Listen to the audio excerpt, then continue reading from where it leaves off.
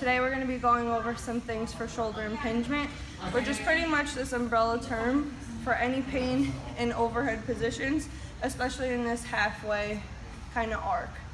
So the first couple of things we're going to be going over is if flexibility, tightness, bad posture are contributing to your impingement with the overhead. So Alyssa's here to demonstrate a couple of stretches for the neck.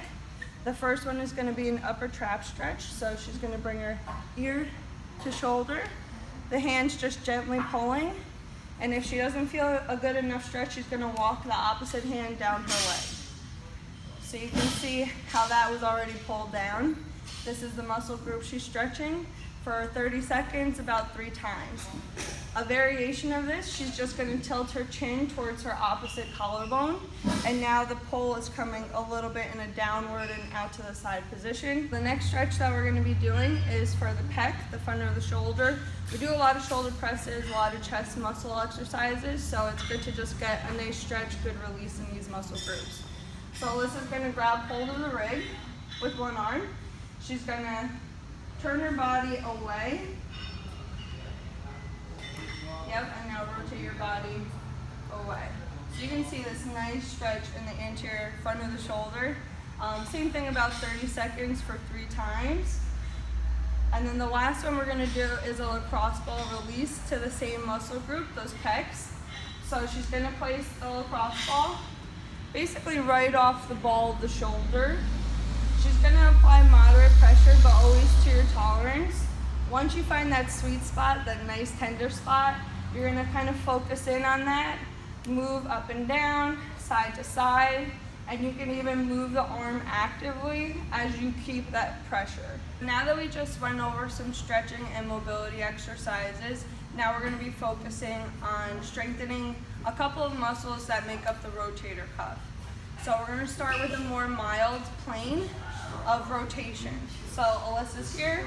She's going to have her elbow in a 90-degree angle, elbow nice and tucked into her side, and like a door on a hinge, she's going to rotate out and then back in and out. Perfect, and back in. Always making sure you pinch those shoulder blades together to activate the muscles properly. You can also progress this into a different plane. So she's going to bring the arm to 90 degrees at the shoulder and the elbow. She's going to bring the hand down and now rotating up against the band. And up. And then the last one, she's going to face the rig. Arm's going to be out to the side now at shoulder height and rotating back this way. So depending on your level of symptoms, you might want to start more mild, or if it's not too severe, then you can progress yourself to different planes of motion. Now we're going to be looking at the opposite motion, rotating in. So we're going to be switching arms. We're going to stick with orange. So now with her right arm, she's going to keep that elbow nice and tucked, but now that door on the hinge is closing. So she's going to bring that hand towards her belly. This muscle group is going to be stronger, so you might want to up the resistance or the repetitions for this. Again, we're going to progress it by bringing the arm shoulder height and then coming down. And then again, facing the rig, actually away from the rig, sorry, and coming down this way.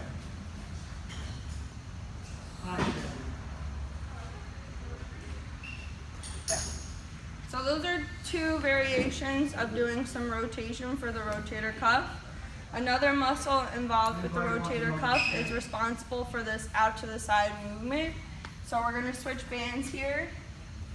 Alyssa's going to hold this with her left hand, and she's just going to pull out to the side. Yep, trying to keep that elbow nice and straight and coming out to the side. Again, depending on your symptoms, you're going to either decrease the resistance or decrease the amount of mobility that you use going out to the side. The last 2 exercises are more for this muscle that connects the shoulder blade to the front of the ribs. So when your coaches are saying push away from the bar, push towards the ceiling, we're trying to engage this muscle. So this exercise is to help engage that muscle. Alyssa's going to actively push into the foam roller, pushing her upper back away from the wall. So get a good push away, round that upper back. There you go. As she's maintaining that, she's going to slide up and down. Up and down even further. Keeping that rounding. So those active push-ups, everything these coaches say about pushing away, it's just to engage this extra muscle. And this is a great way to get that activation. Okay, good. So our last one to engage that shoulder blade muscle towards the front of the ribs is going to be kind of like a dumbbell curl, but we're going to be coming up across your body. I always say like you're trying to smell your elbow. So she's coming up and across to smell the elbow. So this exercise in particular has a really good muscle activation of the serratus anterior, which we're trying to engage the most here. And she's doing a fabulous job with this one. So try these at home. If you have any issues, feel free to contact me or Earl at the gym. But good luck.